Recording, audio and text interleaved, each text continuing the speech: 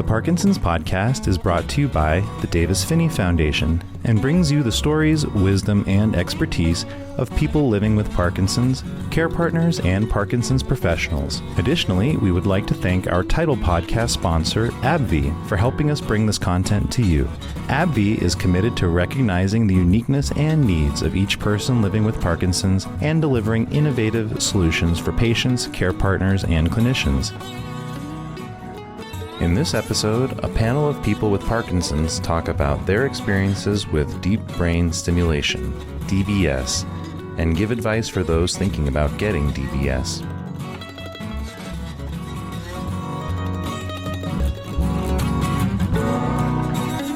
Welcome, everybody. My name is Melanie Dizon. I'm the Director of Education at the Davis-Phinney Foundation. And today we're going to be talking about DBS. A few weeks ago, we invited some neurosurgeons and movement disorder specialists, and Marty was also with us, to talk about deep brain stimulation from their perspective. And today I've invited 6 people who have already had DBS and have had very different experiences with it. And so they're going to share their experiences in the hopes that if you are considering it, if you're kind of started the journey already, that they're going to be able to help you out and offer some insight and advice into your experience. So I'm going to let each person tell us a little bit about them and also when they got DBS, so that when they're answering the questions, you have a little bit of context for how long they've had it and what their experience has been. Okay, I'm just gonna start at the top of my screen. So Marty, can you let us know who you are and when you got DBS? I'm Marty Acevedo. I'm from San Diego, California. I've had Parkinson's since about 2004, and I got my life back with DBS in January of 2016. Excellent. Michael. My name is Mike Phinney. I'm from Minneapolis, Minnesota. I was diagnosed with Parkinson's in 2001. I had DBS in 2015 and 2016. Okay, great. Jill, how about you? Hello, I am in Tacoma, Washington. My name is Jill Ader. I was diagnosed in 2005 and I had DBS in 13 and 15 each side. My mother had DBS 2 years after I did, and my sister just last August. Okay. It shakes together, stays together. Great. Thanks. Sydney.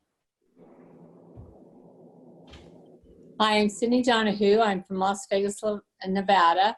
I was diagnosed in 2010, had DBS about a year and a half ago, December 2018. So. Great. Kevin. Hi, everyone. I'm Kevin Kwok. I'm from Boulder, Colorado as of last year. But prior to that, I spent the last more than 20 years in the Bay Area in San Francisco. I've been living with Parkinson's for 12 years, but 5 years into it, I elected DBS, and I can honestly say it's positively changed my life. Great, thank you. And by the way, what my neurologist was the moderator for your last DBS session, Helen Bronte Stewart. Excellent. Yes. Okay, Bart, how about you? Hi, my name is Bart Narter. I was diagnosed in 2012, and I had DBS in 2016. And I also know Helen Bronte Stewart. She was a part of my program as well. Great. Okay, so Bart, I'm going to start with you. We just finished with you. I'm going to start with you this time. When did you first hear about DBS? Was it early on in your diagnosis? Was it something that you brought up or something that your doctor mentioned to you? I probably brought it up, and he said, wait a little bit, and I waited a little bit, and then he said, I think it's time. And once my neurologist said, I think it's time, I kind of moved forward immediately. I considered it something inevitable since I was diagnosed fairly young. So how long had you been living with Parkinson's before? 8 years. Okay. So I was diagnosed right at age 50. Okay. So when my neurologist said it was time, I thought it was time because he's an MD, PhD in pharmacology. So he believes in drugs, not surgery. When he said it's time for surgery, went wholeheartedly forward. Okay, great. Anybody else? Sydney, how about you? I heard about DBS very early on, probably around year 1 or 2. And it was always kind of something that I had in the back of my mind as something I could do if it got to the point where I was really bad. And I don't ever really think I got to the point where I was really bad, but I was uncomfortable enough that I wanted to change. So but I've also had some experiences that are a little unique, and I can go into those later. Yeah, for sure. That would be great. Jill, what about you? Let's see. I was diagnosed at age 42. So like Bart, I felt that it was going to be something along the way, but I didn't hear about it till pretty far down the road. And when I first heard about it, I said there was no way I was going to get it. No way I was going to get a hole drilled in my head until I tried absolutely everything. And that's one thing I've learned, even though it has been so great for me, everybody's on their own path. And when you get to that point of saying you're ready to do it, nobody can rush that. Even in hindsight, I wish I had done it a lot earlier, but I wasn't ready. So my first doctors had said no, and I got to a point, I remember very clearly one morning saying I had to. I was that or jump off a bridge for me, very honestly. Great, thanks. Marty. My doctor was also a MD, PhD, and he said we had exhausted medication options and recommended DBS because I was very dyskinetic, moved a lot, and I made him nervous. So we were pretty freaked out leaving that appointment because we were going to talk about something totally different and left being recommended for surgery. Fortunately, there was a National Geographic television show with a live DBS that very weekend. So we watched that and went from there, and that really relieved a lot of fear and anxiety related to the surgery. Great, thank you. Michael. Again, I was diagnosed in 2001. I had surgery in 2015. I did not even consider DBS until my neurologist brought it up to me in 2014 because I was so dyskinetic I could not sit still. I was dyskinetic 12 to 14 hours a day. I was taking upwards of 30 cinnamon a day at the time, and so this was just an exception. Yeah, that's great. Kevin. So it was interesting. I still remember when the New England Journal of Medicine came out with the article on early intervention with DBS, and I'd read the article and I brought it into Dr. Helen Bronte Stewart and said, this is something that I'd like to consider. And I realized that I'm pretty early on in my disease, but the practice in Europe was more early intervention. While as in the US back then, I think they were holding off for DBS until patients were later and more advanced. And Helen's comment to me was, I've always wanted to recommend DBS for you, but it may be a bit early for the surgeons to consider. And so in my situation, I'd requested and advocated for myself and then proceeded to not hear anything from Stanford for almost 8 months from the time that I brought in that paper. And what was unbeknownst to me was that at Stanford, they tend to have and I think in many teaching institutions, a neurology board which reviews patient cases as a group. And apparently that it was back and forth between them, was it too soon or not? And then 8 months later, I got a call that said, come on in, we'd like to talk to you about DBS. And I thought, oh, this was their polite way to pat me on the head and tell me to go away, right? But actually what they said after about an hour of being there, and I finally asked the question, why am I here? And they said, oh, we forgot to tell you, you've been nominated for DBS and it's coming up in about 4 weeks.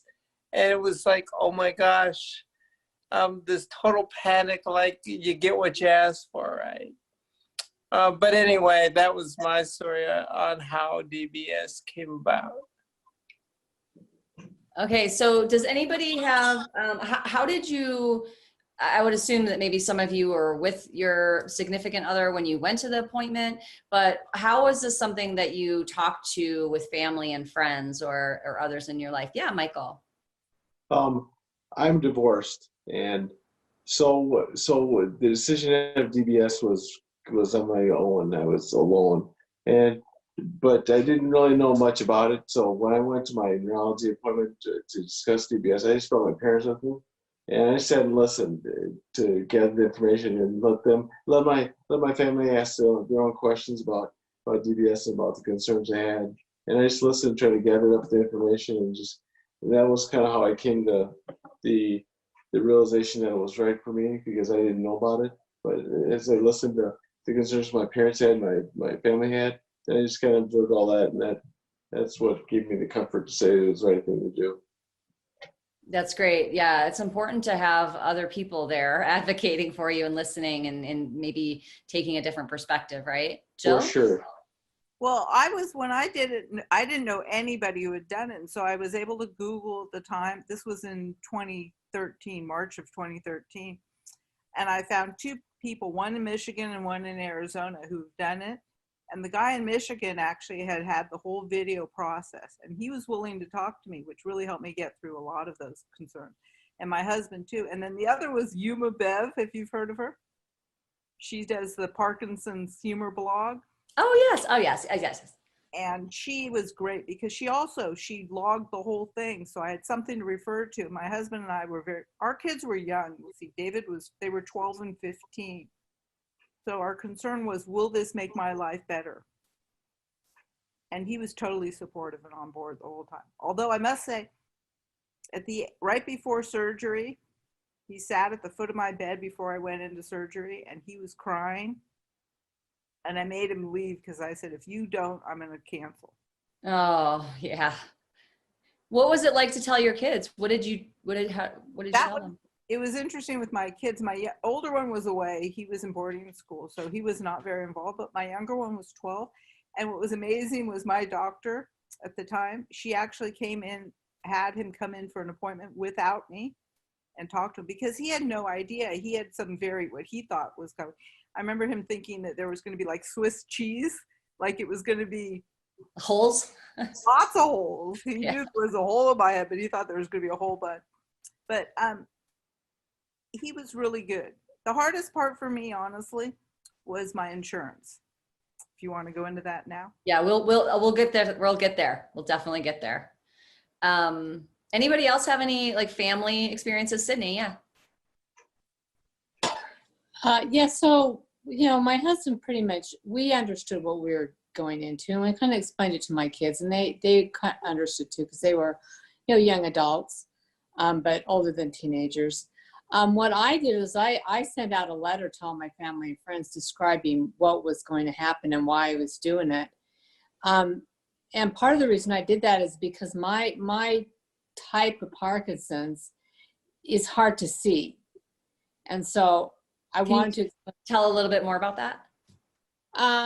Yeah, so I have a very good response to levodopa. So when I'm on, you can't tell I have Parkinson's. And because it's uncomfortable to go out when I've got dyskinesia or whatever, I tend to not do it that much. So when people typically see me, it's when I'm on. And so, I've heard a lot, so over the years, so many times people saying, well, you can't tell that you have Parkinson's. Well, you can't right at that moment, but it just kind of explained it a little bit better, and I wanted people to understand why I was doing it. Yeah. Anybody else? Yeah, Kevin. Yeah, just to echo, what Sydney said on there is Parkinson's patients often fake not their illness, but they fake their wellness. And so we were very good at sometimes masking our issues to other people. So in the case when it came to my disclosure to my family, I got a lot of pushback. They said, you're not that serious. You shouldn't do it, right? And I hadn't been telling them, that my medications were escalating up to, 8 times a day, right? And they were adding on different medications that were really creating a lot of side effects. So I remember my youngest daughter overheard me talking with my wife, who was trying to talk me out of it. What are your fears? And I said, well, cognitive effects, speech effects, I'm concerned because I'm still young and I'm still working. And I think that there's a risk that I might not be able to work anymore. And I remember the week leading up to the surgery, my youngest daughter, who was in grade school at that time, said to me, she said, "Dad," she was quite young, but she had tears in her eyes. She said, "Dad, that surgery that you're going to get." She goes, "I don't care that you walk funny, but I don't want you to come out with Alzheimer's or being Forrest Gump." And I was sort of like, I had tears in my eyes as well. We were chatting with each other. And I said to her, her name was Cameron. I said, "Cameron, the reason why I want to get DBS is because I want to spend more time running with you on the beach, running with our dog, having good days. And this is my way of taking control here." And so we both had a nice cry together. And the next day she knitted me a skull cap for my head. She said, "Dad, you're going to need this." Oh, that's great. That's great. Jill, yeah. That's actually one of the biggest issues is for those of us who have kids, because the progression in general is fairly slow, especially by kid standards, they don't see us getting bad enough. And we have a lot longer to seeing the results and how it got bad. So I think that's hard to get the kids on board, but when they understand that it's because of them, and that was mine too. It was either, I remember looking at them and thinking they were 12 and 15. I had so much more I wanted to do with them. And this has given me that option. Yeah, absolutely.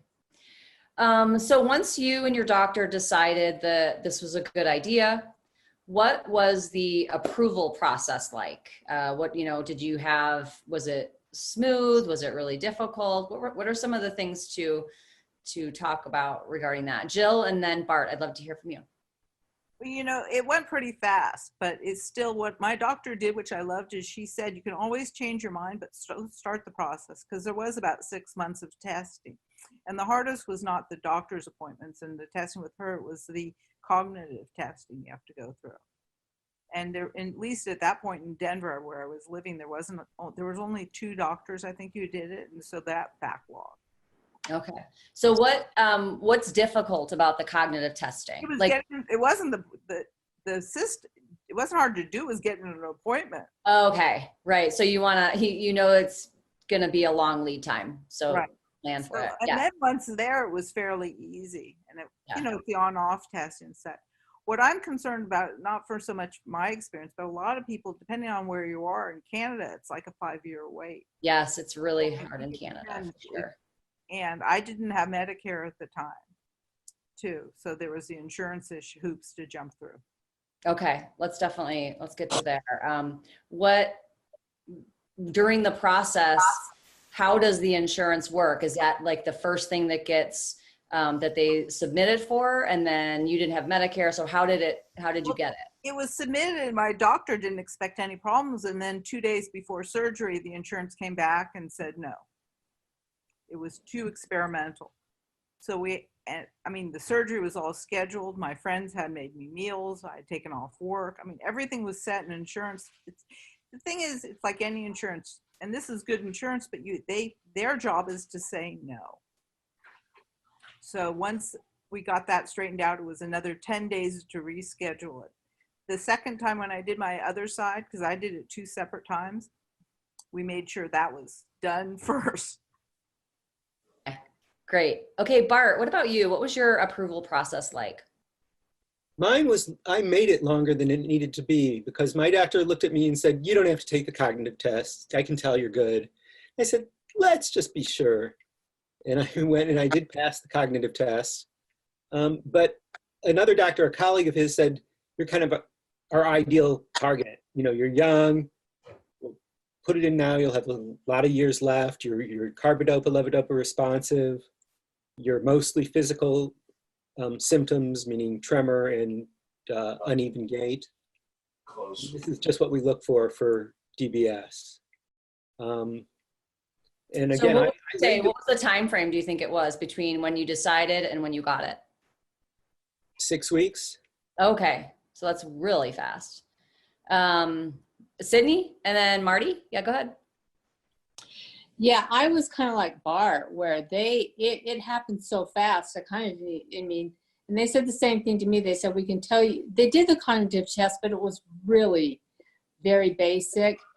And I wish they would have taken more time. I wish I would have been, just because it just hit me so fast.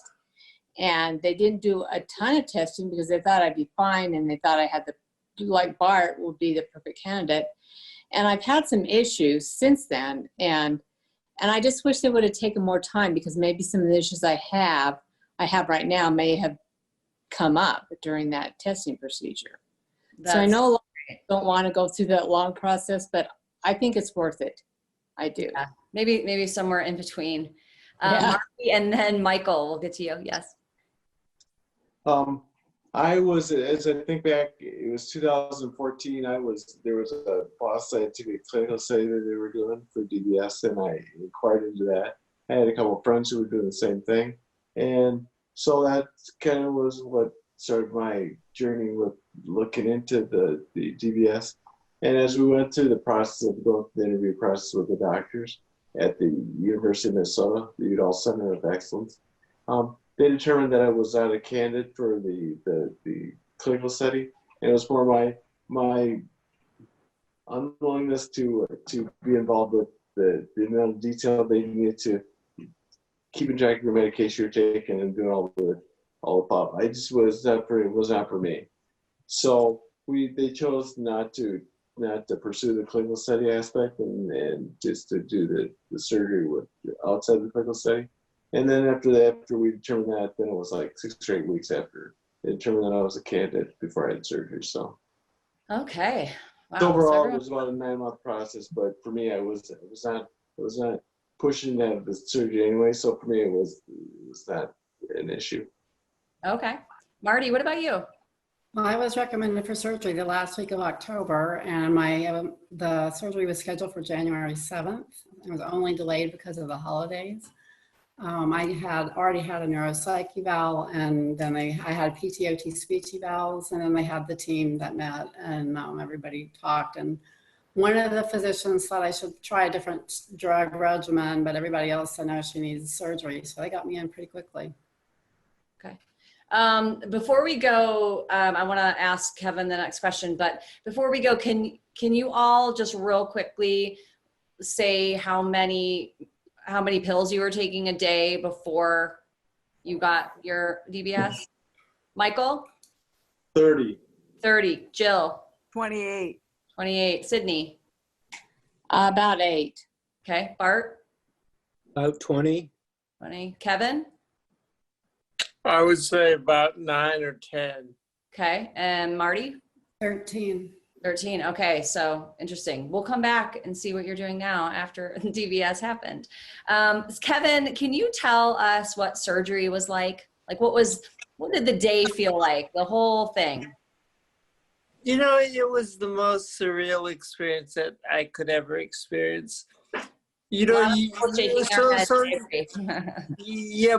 think most of us have probably had the awake version of DBS because they didn't really offer it the asleep until more recently, which is another topic worth talking about. But it was really strange for me because I got a call from a massage therapist who said, tomorrow you're going to be in surgery for many hours.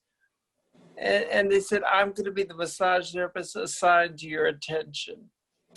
And the comment was, you're going to be waking up in a room in a surgical suite with probably, dozens of people. You're going to have engineers. You're going to have, neurosurgery residents, anesthesiology, residents, and there are attendings there because it was a teaching institution. And they said, it's going to seem really, really strange to you.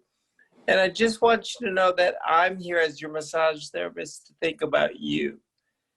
And so what they did was during the surgery, if there was any kind of tension or panic, he would massage your body, right?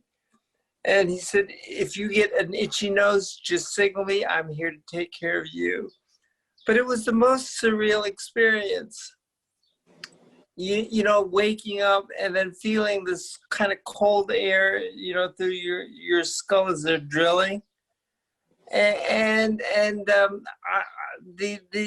analogy that I like to use, it's like you're getting your wisdom teeth worked on, but instead of coming through your mouth, they're coming through the back of your head to work on it, right?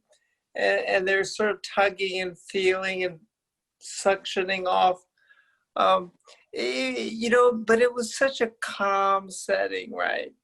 And so for me, other than the fatigue of trying and forcing myself to stay awake, you know, during the, because I had both sides drilled at the same time.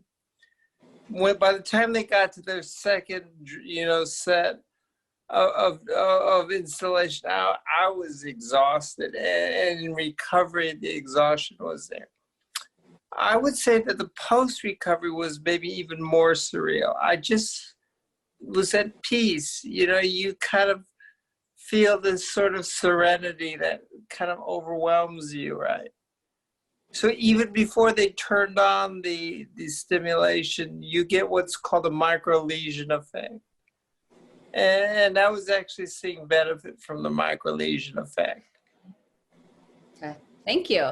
Did anybody else have a surgery and recoveries, you know, experience that they want to share? Sorry, Michael, and then Well, Bart. my surgery was pretty uneventful. It was about 4 hours of surgery, but the recovery went well. That I got released from the hospital, but within 24 hours of having surgery. So when I was released, the instructions were to resume normal activity as tolerated. And so I went home, and after a couple of days of resting, I went back to, after 2 days, I went back, and I've been going spin classes 3 days a week. So I went back to my spin class after 2 days after surgery. And so after my spin class, the next day I got a call from my neurosurgeon's nurse, and she said, "Mike, we heard a rumor that you were at spin class yesterday." I said, "Yeah, it was great. I felt really good." She goes, "Mike, you cannot do that."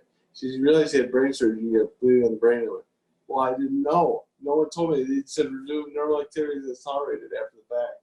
And so the week later, when I had when they installed the battery, before the surgery, my neurosurgeon came in, and I just said, "I need to talk to you." I said, "You give me some crappy release instructions." And we kind of joked about it, but I got released from after the battery installation. I had my release instructions were full of highlights and yellow marker about things I couldn't do.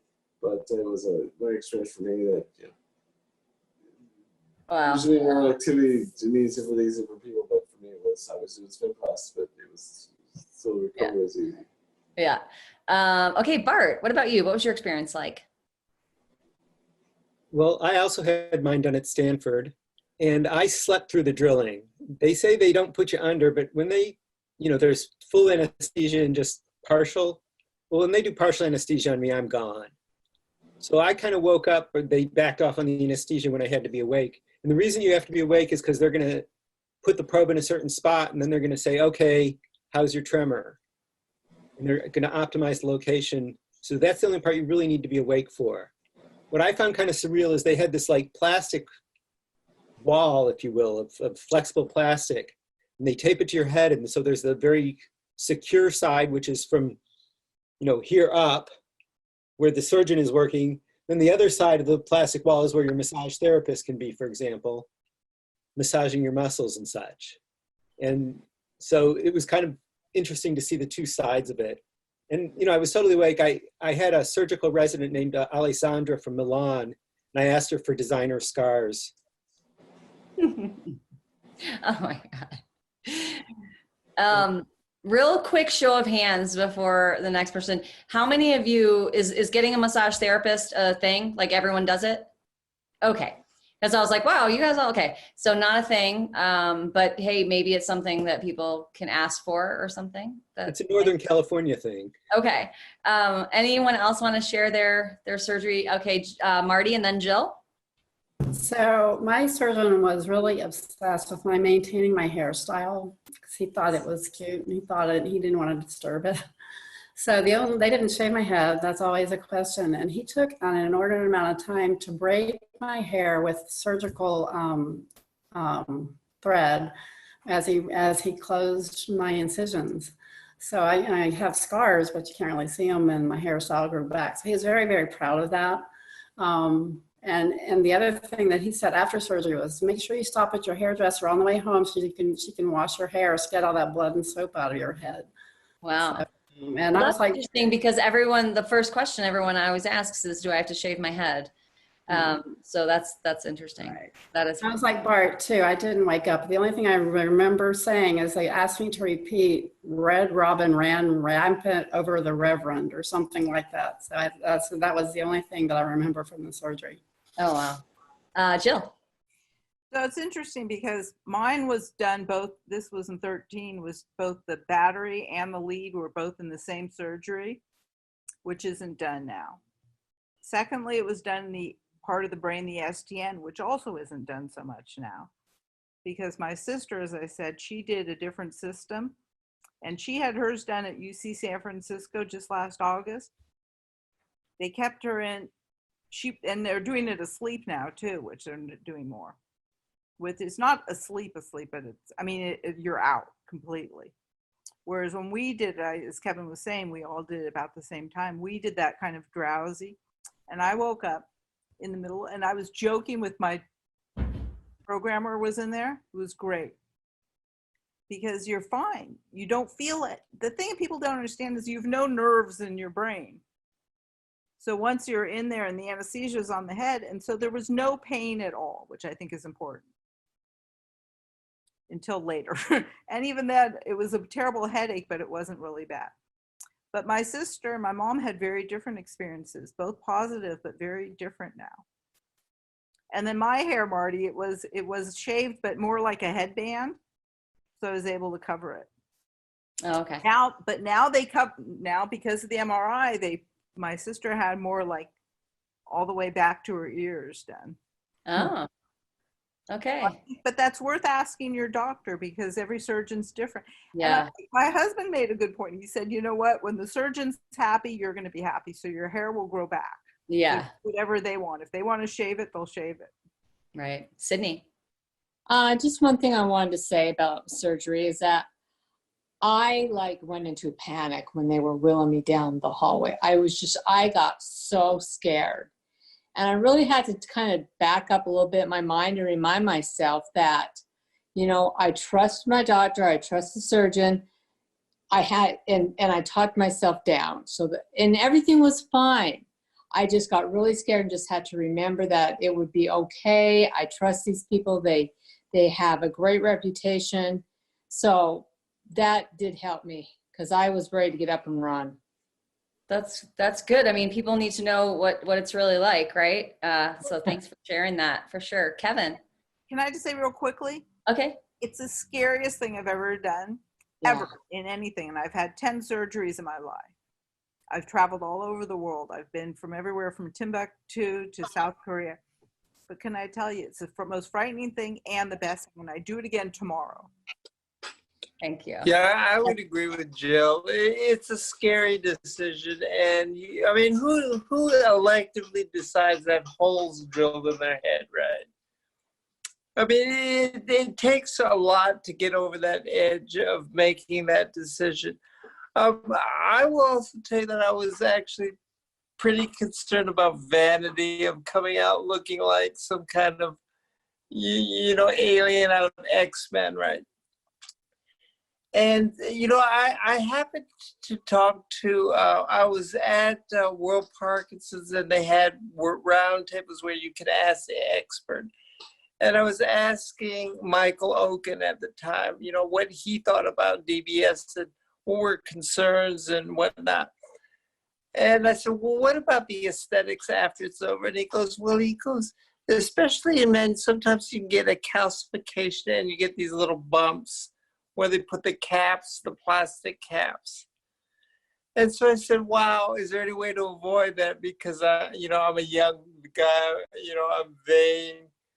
And so their comment was, well, there is a technique called countersinking where they take the caps and they sink them in, they drill a hole and they sink the caps so that it's flush. It's kind of a carpentry trick, right? So I asked my surgeon at Stanford, hey, I've heard about, it was literally, I was going on the table and I said, hey, I heard about from Michael Oken this technique called countersinking. Have you ever done it? And my surgeon was very cavalier. He goes, nope, let's try it. It'll be my first. And I was like, whoa, wait a minute. But I have to say that he was very admiring of his handiwork afterwards because you can't even tell. And so I decided afterwards that even though my hair would grow back, that I keep my head shaved, mostly because I want to save money on hair product. But also every day that I shave, it's my silver, it's kind of like my version of a pink ribbon. Every time I shave, it's just a reminder of how lucky I am to have had DBS. That's great. Thank you. Okay, before we go on, Bart, do you have a hard stop in 15 minutes? Yeah, I've got another webinar. In 15 minutes? Yeah, it starts at the top of the hour. Okay, so I'm going to ask Bart the question about his thing because I don't want to miss that piece of it. And then we'll redo what we got to do and re-edit it. So can you, Bart, talk about, let me start up, hold on. Bart, so you had DBS and then you had an infection. Can you talk a little bit about that and then what happened afterwards? Yes, I had my brain probes put in on January 29th, and the stimulator went in on February 3rd. And about a week later, we turned it on and it worked great. And then on Friday, the 19th of February, my chest was red and puffy. And I said, oh no, it's an infection. And so I called the Stanford neurosurgery department and it was Friday night, so I got the intern on duty. He said, come to the ER and I'll meet you there and we'll go through it. And the end result was they say, it looks like an infection, but we're not.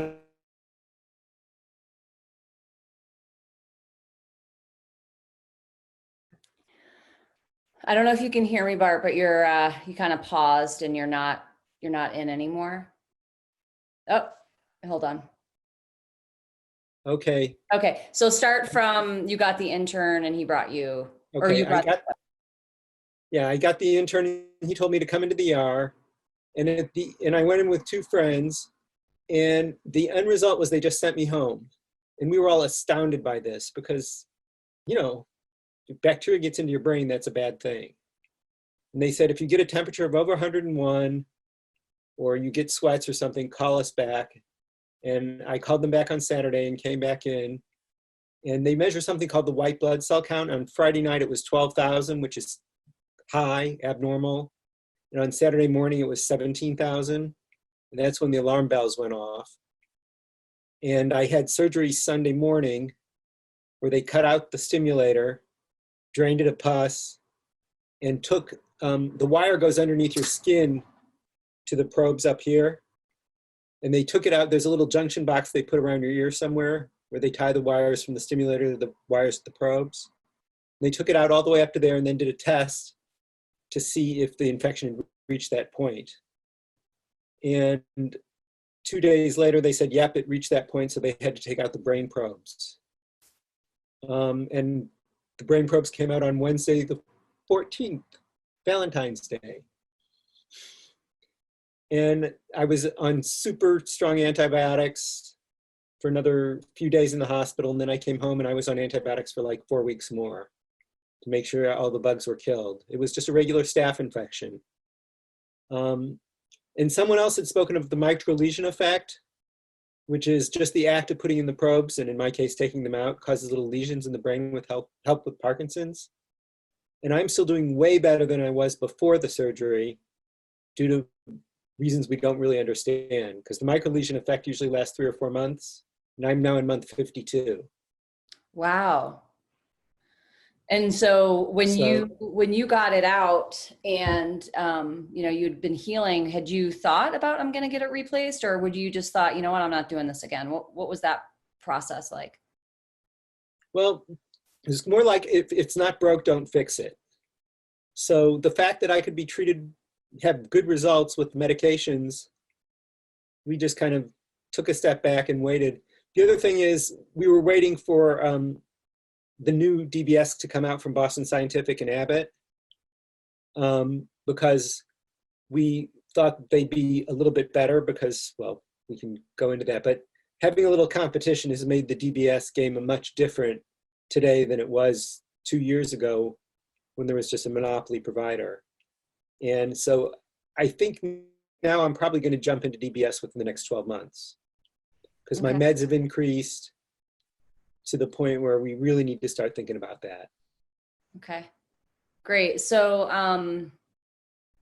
it wasn't something that it was just it was an infection from surgery. Like you got an infection when you got the surgery, and there was nothing that could have been done. Well, the one thing that my doctor said is that one of the vendor, well, I had Medtronic because that was the only thing available. They had a new version that they wrapped in this film that was an antibiotic impregnated film. And he said he wished he could have used that, but that wasn't approved because it was more expensive for the hospital to acquire. Okay. But yeah, nobody knows why the infection happened to me. But it is the most common side effect is infection. Before coming in, I did some research on this because that's what I do for a living, or used to do for a living, was research. And basically it said 3 to 5% of all DBS procedures have an infection in the stimulator because it's electronics and there's places for the bugs to hide there. And I was one of those 3 to 5%. Okay. Wow. Well, thank you for sharing that story. Yeah. You're very welcome. Okay. Let's see. I want to move back a little bit to the programming piece because that's a really big, important piece. And we get a lot of questions about it. Let's see. All right. Just going to ask a question. So can somebody want to talk about how the programming went post-surgery? How long after the surgery until you get programmed? What does it feel like between, you get that in there and then you get programmed? Is it just like you'd never had it before? Or, how does that work? And why do some people have so much trouble with the programming and some people seem to kind of hit it right out? Who wants to share? Okay, I'm going to go Jill and then Marty and then Sydney. Okay, the big thing with programming is being tuned into yourself. So I found women tend to be better about that. Men are, when men go to the doctor, they're always like, oh, I feel fine. And they tend to ignore little things. With programming, you had to say, well, I felt a little bit of a tightness in my throat. And that might be something. Or my big toe was wiggling. So it's very, very subtle. And I think the better you are about being very detailed on any changes, no matter what it is, would make a difference in the program. Now, it may not be related, but usually it is because it's messing with your brain. Thanks. Marty, what about you? So I was programmed the day after my stimulator was put in because my doctor was going on a sabbatical, and I was placed on, my left side was not turned on. The right side was on just regular settings. I cruised along with that till my doctor left the practice and I got a new physician, and he had to put his stamp on my DBS system and cranked up my settings until I had some really marked dyskinesia that I felt the effects from for a few days. He fixed it, but then we got on a better relationship, and we knew how better to talk to one another. And he left last fall, so I had a different movement disorder specialist come in, and I have to agree with Jill. The communication has to be very strong both ways. You have to make sure that you're heard and listened to, and that those little things that just don't feel quite right may be something to do with the stimulation. And that's where I got into trouble, because my newest, that doctor made us different changes with my system, and I felt terrible for about 6 months. So I finally switched again, and my last visit was a telemedicine visit, and we've made some changes, and I feel as great as I felt since I got the surgery 4 years ago. So it's so very, very important to tell your doctor what's happening, even if you have a runny nose or sinus headaches, because it could, maybe it isn't, but maybe it's related to your system, and don't minimize what you're feeling. Right. Thanks. Sydney, and then Michael. Go ahead, Sydney. Okay, so I've had actually quite a bit of challenges with my programming, just right from the beginning. And I have something called biphasic, or sometimes it's called diphasic dyskinesia. And it's not the kind of the swaying type. It's more of dystonic movement in my leg and my foot. And it's really hard to program. And so I've actually been going to the National Institute of Health for the last year and a half, since basically I started. And they still haven't quite figured out exactly where, a really comfort spot for me. So I guess what okay, just a second. Sorry. Okay, I'll go again. All right, so I have something called biphasic dyskinesia, or sometimes it's called diphasic. And I've had a lot of problems with my programming pretty much since the beginning. It's been a challenge. And I've been going to the National Institute of Health for pretty much all my programming, except for maybe once. And I agree, you really have to have an open, honest conversation. I have a great relationship with my doctor in Washington, D.C., and also the nurse practitioner. And they still haven't found, I call it the sweet spot. They still have not really found the sweet spot. I have a lot of dyskinesia, but it's different than the dyskinesia where you're kind of moving your upper body. It's more of dystonic dyskinesia in my foot and my leg. And it's just hard to program. They turn it up too high, I get really dyskinetic. My leg goes over the place. They turn it down too low, then I get the tremor. So I've actually had to kind of get creative with my medication. And I don't want to say that I'm not happy I had the surgery, because I am. It has helped in a lot of ways, but that one area has been really tricky. So have you found that it's better if they program it lower and then you use like yes, definitely. Yeah, if it turns up too high, yeah. I have one setting, which I use at night. I have two settings that I use. I kind of use one at night, one during the day. But the one I use at night, I literally look like a drunk. If I've got that on, I try walking around. And it's uncomfortable. That's the thing, is it's just uncomfortable. And so that's why I try and minimize as much of the discomfort as I can. Because, by the end of the day, if you've been moving all over the place, your back hurts, everything hurts. Right. I mean, it's like you've worked out all day long, right? Exactly. And then you're just exhausted by the end of the day. Yeah. Okay. Michael, and then Kevin. Michael, you're muted.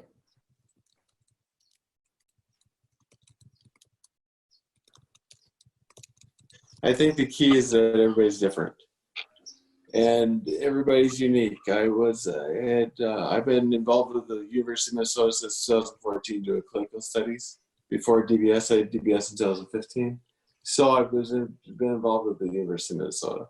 So for me, it was being in tune with what's going on. I mean, I'm already pretty in tune with documenting how I feel, whether it's during the course of the clinical studies, change my medications, or after having surgery and doing freezing gate studies with them tweaking my DBS. So I've been doing this for quite a while, but the key, I guess, is everybody's different. So when I had my first surgery in 2015, I was taking 30 cinnamon a day. And after the surgery, my cinnamon intake did not go down. And after 6 months, my neurologist came back to me. He said he was concerned that I was becoming addicted to my cinnamon. That it was, and so we went through a plan of trying to reduce my cinnamon intake. he wanted to go from 30 to taking from 30 a day, taking to 16, 18 a day. Well, I went home that night and I was more embarrassed at just pointing myself that I got to the point where I was in this situation. So I went on taking 6 a day. And because I thought I had to do it for myself, it was shame on me that I became addicted to taking this medication. Well, he came back to me a few months later and said, Mike, he said, I can't believe that you reduce your medication that much. He says, you realize that you could have gone through an organ shutdown. Your internal organs got shut down because you quit taking cinnamon so drastically. But it was more of a learning process for us to say that it's you have to be in tune with yourself. You have to, and everybody's different, and you have to just be in tune with what's going on with you and just completely document what's going on every day. Right. Yeah. And listen to your doctor and don't try to get yourself off the meds too fast. For sure, absolutely. Yeah. Kevin, go ahead.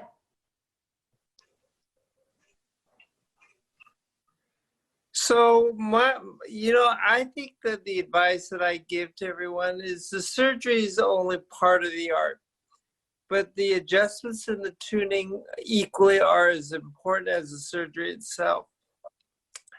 I know that give yourself, a good 6 months before you actually, start to think about, is this really working? Don't be judgmental too fast.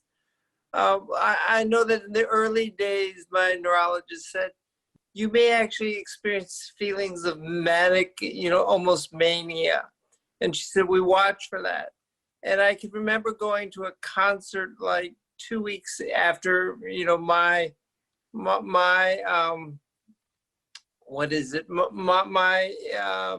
DBS. And I just came home just elated. I said, this was the best music I've ever heard in my life. It was so beautiful. And I went and bought tickets for the second show the next day, which was not normal, right? And I could almost tell that was almost tuned up too high. And so they played with it a lot over time. And, like Michael, I volunteered to be in a DBS clinical trial. So I've been on it for almost now 5.5 years.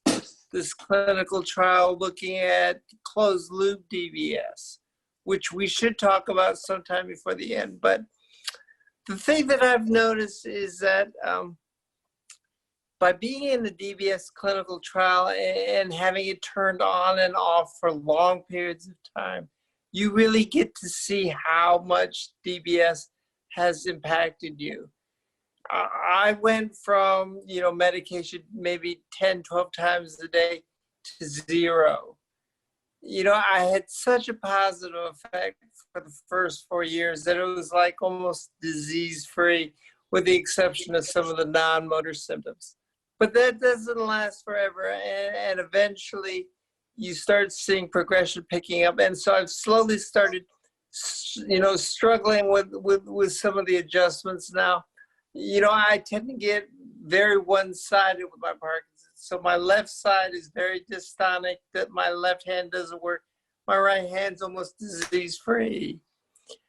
And so we're now in discussions about putting 2 more leads in, which I'm not really thrilled about, but the question is what's next, right? Well, when DBS starts to dwindle and change, what do you do?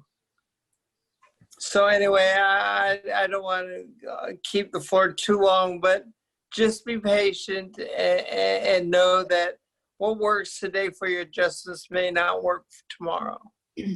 Right. Do you want to just give the listeners a little bit of info on the closed loop and why it's so important?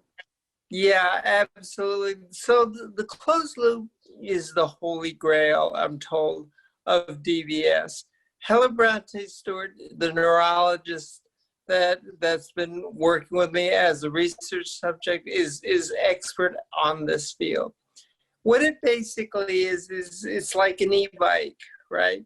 The analogy is you get DBS on demand when you need it. And so it's measuring brain patterns. And if you need a little bit more, it'll give you a little bit more. If you need a little bit less, it'll turn it down, like when you're sleeping. This is something they're working on right now. And if I were coming to make the decision today about DBS, I would ask the question, should I wait for adaptive DBS or closed loop DBS or have it now? And that's something that I would say that a lot of even neurologists and neurosurgeons, because this is so cutting edge, it's quite recent. But I have to tell you, when they put me on the protocol and DBS is set on the adaptive DBS, it's almost like you never experienced fatigue. It kicks into lower gears every time you need it. That sounds pretty great. I would love to hear about, do you want to talk about the system, Jill? Actually, what I wanted to talk about was I call it the 3 Ps. You've got the most important things in getting the DBS is who's the physician doing it. And I would definitely ask for recommendations, not because your surgeon is not your neurologist. So that's really important. Make sure they know what they're doing, because that's probably the one time you're going to see them. Secondly, the programmer themselves, because who's doing the programming? It's not necessarily your neurologist either, as a lot of us have found. It's somebody different. They may be in the office and they may not, but who's going to do it and how do they do it? And thirdly, the patient, meaning you've got to keep track of yourself. As we've all said, this is a patient, doctor, but you're in charge. You've got to be very tuned in and very honest about everything. Great. I would love to hear from you all about some of the challenges that you face that we haven't already talked about, and maybe some of the surprises that you hadn't anticipated, good or bad. And also, a couple of the things I'd love to address, if it's relevant to you, is, we get a lot of questions about DBS and speech problems, and then DBS and, some of the other non-motor symptoms. So if anybody has an experience with that, I would love to hear some of your challenges and surprises and that kind of thing. Marty? So they tell you when you have DBS that your device might turn off in an airport while you're going through TSA and all of that. I've never had a problem with that. But we were on our travels at one point. I walked through the loss prevention device at a regular department store, and then I started feeling really crummy. And then I noticed I had a tremor, and I felt very fatigued. I felt terrible. So I checked my device because I had my little programmer with me, and it was off. So that's something to remember, that you need to pretty much have your programmer with you, especially if you're traveling and going anywhere. Because we were in Tennessee at the time, we live in California, I don't know what I would have done as far as getting it turned back on. As far as the DBS, and it's recommended for motor symptoms, for tremor, for dyskinesia, not so much for balance and other things. But one of the things that I've noticed, and maybe it's because I'm able to exercise more, able to do more yoga and that type of thing, is that my balance has vastly improved. I haven't fallen in 4 years since I had DBS. And that's something that most people look at me and say, well, that's not supposed to happen. But, and another thing that's improved, I feel, is my cognition. I used to have issues with word finding and some other things, and that's improved as well. And that's not supposed to happen. Maybe it's because I'm not as stressed out. Maybe it's because I feel better. I'm not fatigued anymore, and I'm just managing better.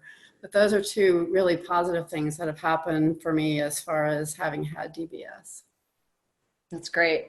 Well, I mean, I think there's always that piece that we're always going to talk about at DPF, is that whatever you can do to exercise is probably going to have a lot of great impact, on your life. So not usually happen, but if you hadn't been able to have DBS, you might not have been exercising to the level that you can. That's great. Jill? One of the worst side effects for me has been weight gain. So what do they attribute that to? What do you think? Don't know if it has to do with the placement of it. And there's also a question of if they know there's a weight gain issue with DBS, especially in the STN. but they say men tend to lose it fairly. They can fight it off. I have tried everything. There's 20 pounds. I just can't get rid of it. Yeah, me too. Oh, wow. And I hear it from a lot of women. Now, would I trade that? No, but it's a pain because everything else in my life, I feel great otherwise, even 7 years later. Now, like Kevin said, it's not a forever, and I've definitely gotten worse. And I've had to increase the, not just the voltage, but also the bandwidth. Is that what they call it? Yeah. So they've had to change things around, but overall it's been totally worth it, except I say, how can you tell somebody, oh, really, I'm not fat, I have DBS? Because it's 20 pounds, and I can't do it. Now, a lot of people go in being thin enough that that's okay because Parkinson's, when you're dyskinesic, you can very easily get a lot of weight loss. So a lot of Parkinson's patients need some weight gain, but I can tell you, I never did. Sydney, what are you going to say? 20 pounds. It's the DBS 20. You gotta be careful. You don't want to add the COVID 20 on the top of that either. No. Well, oh gosh. Yeah, that's not something actually that is talked about much. I actually haven't heard that much. So I think that's super helpful to talk to people about that here. Marty, yes, and then Michael. Right. The weight gain, I think, I had an internal tremor that was pretty profound before surgery, and it's gone now. So that was energy expenditure. Plus, I was very dyskinetic. So just I think my metabolic rate has slowed down. And then, as Jill said, it has to do with placement. STN typically shows weight gain more than that. My doctor said, well, would you rather weigh less and not have problems, or would you rather be where you are today? And it's an easy answer. Definitely worth it to have surgery. Yeah. Michael? I think the key is that everybody's different. Everybody's unique, and so their surgery is going to be different things, different people. I've got severe freezing gait, so DBS did not fix my freezing gait.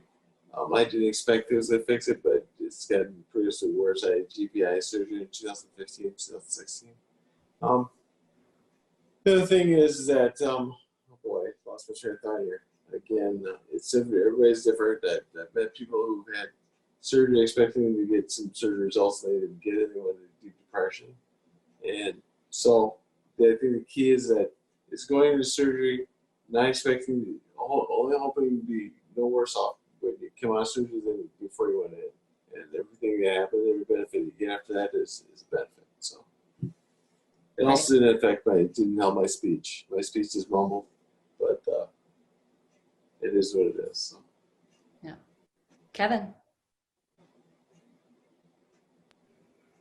Yeah, I was definitely afraid of some of the cognitive impairments and the effects on speech. I was a consultant who made a living either, thinking through things or talking, right? And I was like, well, if I lose either one of those things, I lose my livelihood. And so that was obviously a concern. What I didn't expect initially was several of the people mentioned that some of the things that they said would not improve actually also did improve. My sleep was improved. I can't say my cognition got better, but it didn't get worse. But what I do notice is I tend to trip over words sometimes as my progression of disease continues. I feel more at a certain time of day that almost like I'm drunk, tripping over words. I feel like that right now, in fact. But I would say for the most part, the trade-off to get those for me has been really good. And Michael is right. Not everyone's the same. I mean, I used to be a cheerleader for DBS to everybody. You got to get DBS. It's the only thing, the game in town, right? But I've had friends that I've recommended to that didn't have as good results. And so I'm a little more cautious in recommending it, so I don't build up expectations with other people, saying that you really got to get a good neurologist where you have a relationship and really talk it through with them And I think the comment earlier, being very honest in what you are afraid of and what you don't want to have, looked at. Because I think expectations are really important to people. If they have fair expectations on DBS and it surpasses it, then they are elated. But if you have an expectation that's unrealistically high and you fall short of it, then you almost get this added pressure of depression or other aspects which can work against you. Well, one of the things that for me has been interesting is with DBS, I get this all the time. Kevin, you look better than you were before you had Parkinson's and you had surgery. And I tell other Parkinson's patients, and this is the curse or the lament of having Parkinson's and taking good care of yourself.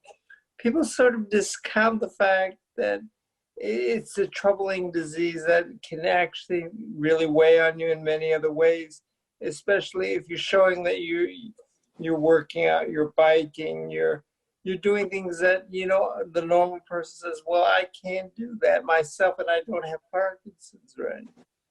And DBS can allow you to do that, but then people sometimes don't cut you slack. Well, that's an interesting point. What do you say when someone says that to you? I think that's a common thing. I tell them I fake it well. Okay, that's good. Is there anything that we haven't touched on about DBS that you want to share? Yes, Michael? And then Jill? I think the one thing I would tell you is that DBS does not cure Parkinson's. DBS it will typically take you back to where you were maybe 5 years before you had surgery. But the Parkinson's is still progressive. It's still gonna advance. Your symptoms are still getting worse, but they get worse at a slower rate. They'll improve for a while, but they're still going to advance. So that's the key. Your symptoms are not going to stop. They're going to continue to advance. It may just advance at a lower rate. Yeah, quality of life. Jill? And that's what I was going to say too. I think it's a trade-off. And for me, it gave me so much of my life back. And although I still have Parkinson's, and like Kevin, a lot of people say, well, then why aren't you doing this, that, and the other thing? Because you don't look like you have Parkinson's anymore. I definitely do. And after 7 years now, I'm starting to see even more and more side effects. Not side effects, I should say, effects of Parkinson's that the DBS is not fixing. The difference is, though, I think now I'm more hopeful for something else coming along. Mm-hmm. And I wouldn't have been able to function. There's no way I would have gotten to this point in life. It bought us more time. Exactly. More good time, more quality time.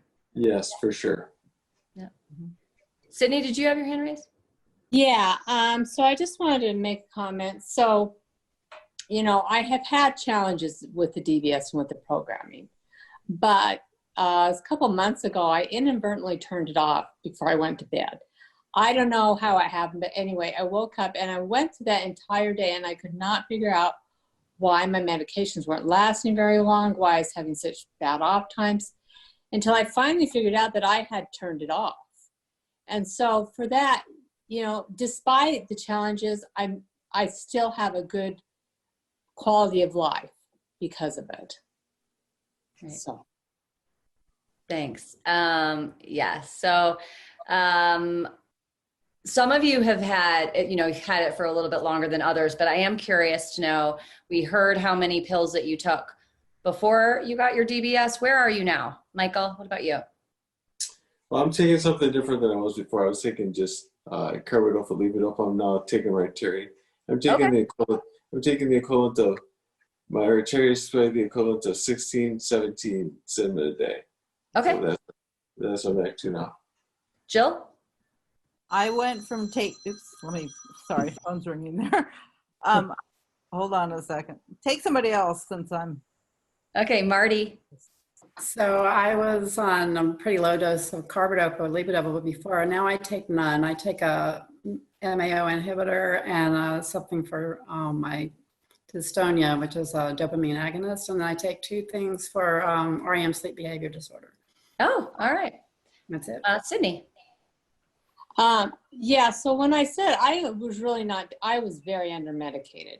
before I had DBS. And that's part of the reason I did it. But I couldn't really up my dose because I would get such dyskinesia. And also because I tried a whole slew of different types of medications to help with the dyskinesias, and I just had bad side effects.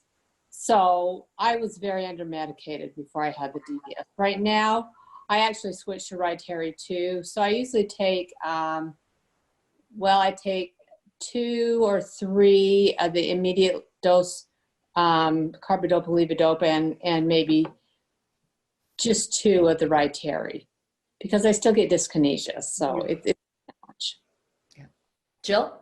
And now I went from 28 pills to 2, and I take Rytary too. I take 1 in the morning, 1 in the evening before I go to bed, and sometimes I'll take 1 more if I need. Wow, so you're still at just 2. Oh, Right. that's good. Okay. No, I've had no problems.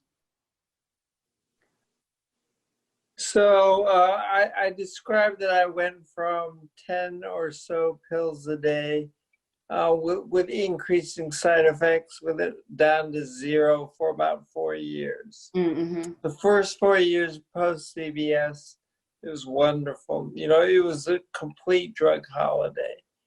More recently, I've had to trickle back a little bit of Cinemet. So now I'm taking 3 a day.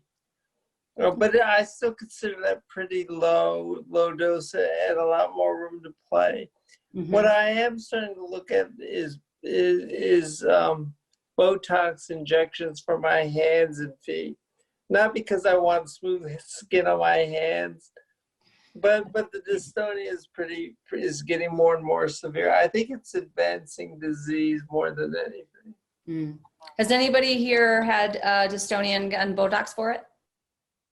I No. did before I had DBS. I did, Okay. and I did not enjoy it. Not only is it very painful, but even though it seemed to help in some ways, I lost so much strength in my hands at that point. Right. Okay. The other, Mel, I would like to talk about the different systems real briefly. Okay. Because as I said, my mom and my sister are also Parkinson's. So I have Medtronics, their normal system, where I have to get battery replacement. I've done that, which we should also mention, because you have to have the batteries actually taken out and replaced. Can you see my scars? Mm-hmm. And I have 2, and I did that 2 years ago. So after 5 years, my mom has Medtronics, and her battery replacement, because she's 82 years old, she decided to get the rechargeables rather than have another surgery. And that works well for her. My sister has Boston Scientific, and she had the choice too, but she also decided to do the non-rechargeable, the regular one. So it's worth talking about with your lifestyle and your doctor. For me, traveling, I didn't want to get the range anxiety of having to plug in essentially with the Yeah. the rechargeables. Yeah, I'll definitely add some links about all the different systems and the benefits of rechargeable versus non. Michael, did you have something? Yeah, first, 2 things. One, the question about dystonia.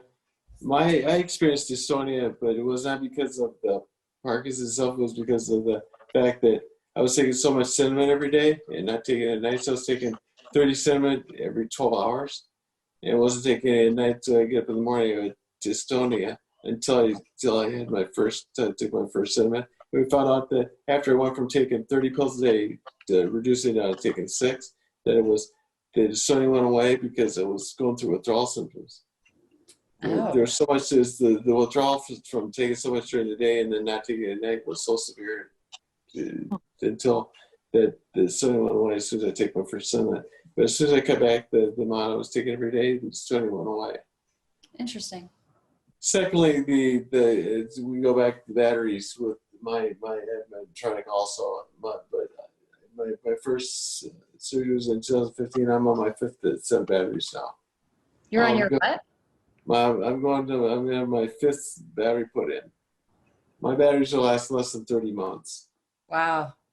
So, because I think it's probably because the intensity of the syrup so high that the batteries don't last as long as they thought they were going to, but they're lasting 30 months now. So now I'm ready to ask about maybe possibly going to a rechargeable battery or going to I've got Medtronic leads, but maybe going to a Boston Scientific battery, something different. You can have a mix of different manufacturers for the system itself. So I'm going to ask about that. Yeah. So how intrusive is the battery replacement for those of you who, I'm sorry? It was like going to the dentist. It's easy. Okay. I mean, you're inpatient, but you're put under, but it was so easy. I mean, that was no problem at all. One thing though, go ahead. It was easy, but it was painful. Okay. It's more painful than putting the leads in for me. Mm. Interesting. I've got such not such lack of muscle in my chest. I'm pretty thin. I weigh 175 pounds. So the lack of muscle in my chest to cut through the muscle is just very, very painful. Yeah. Kevin, did you have something? Yeah.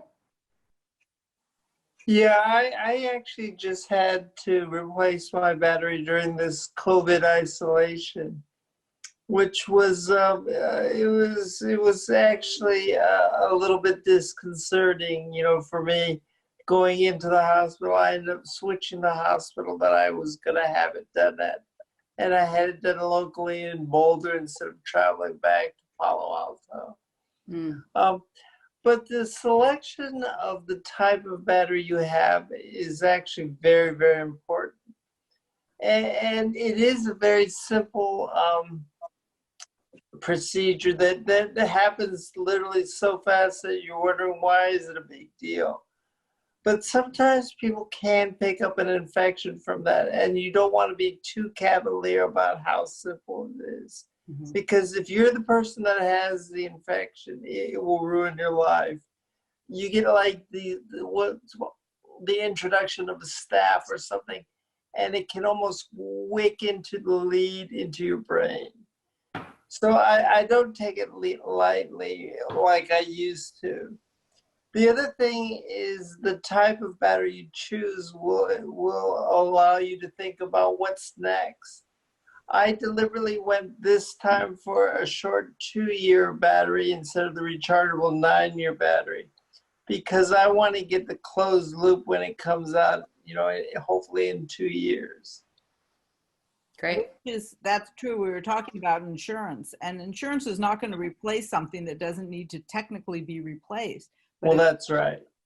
So that's why I'm doing the same thing, Kevin, because I think there will be more. As we mentioned earlier, with the different companies now, I think there's a lot more competition, which is always good for a better product for all of us. Medtronics is great. I'm very happy with them, but they were the only player for 20 years? Right. So having the competition in new companies is going to be better. And I think that if you get something that's not replaceable, then you may be stuck with it. Because some doctors will only do one. Right. That's all. Like UC San Francisco, where my sister did hers, they're only doing Boston. It's not even a choice anymore. Now, if you feel strong about one, you might want to find a different doctor. Yeah, I would agree. that it's up to the patient to advocate for himself and ask the questions, and did not assume that there's only one choice. That you may have multiple choices, and may have to go to a different neurosurgeon or a neurologist. But it's up to you to advocate for yourself. Yeah. Yeah. Okay. Have I left anything out that we need to say before I close it up? Just do it. Okay. No, I should say. I think we can all agree very strongly that it's not going to be perfect, and it will be different for everybody because the disease is so different for everybody. But I think if any of the hundreds of people I know who've had DBS, 99.99% would do it again. Yeah. That's good to know. That's great to know. Yeah, I would say that, we're all, we're a pill society looking for medications. And you have an innovation that's right in front of you that's approved, that, thousands of people have used today and are pleased with the results. And it truly is a return to quality of life.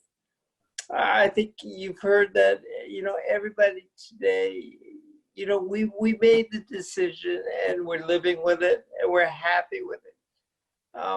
But for those of us that have chosen it, it is for the most part, been a return back to borrowed time on life. It resets the clock, and it's almost like, as I call it, daylight savings time on steroids. One more thing is if it's really bad, as we talked about with Bart, you can take it out. Well, I think that's a big issue, right? Or turn it off. You want to find out if it's Right. working. Or just turn it off for a period of time, and then you'll find out whether it's working or not, or whether it's still beneficial. Yeah, definitely. Like I said, I inadvertently turned mine off and it could not figure out what was wrong until I. Under the supervision of your neurologist. Don't turn it off without telling your neurologist. Okay, well, thank you, Michael and Jill and Marty and Kevin and Sydney and Bart. Sorry you had to leave early, for joining us today. I know this is going to be super helpful. We've had so many people that want to hear from people who have already had DBS and are living through that experience. So thank you very much for being here, and send in your questions. And if there's a need, we'll get this panel back together and we'll talk more about it. So thank you very much. Thank you for joining us for this episode of the Parkinson's Podcast. For more information about the Davis Phinney Foundation and to learn about educational offerings and community events for people affected by Parkinson's, please visit davisphinneyfoundation.org or dpf.org.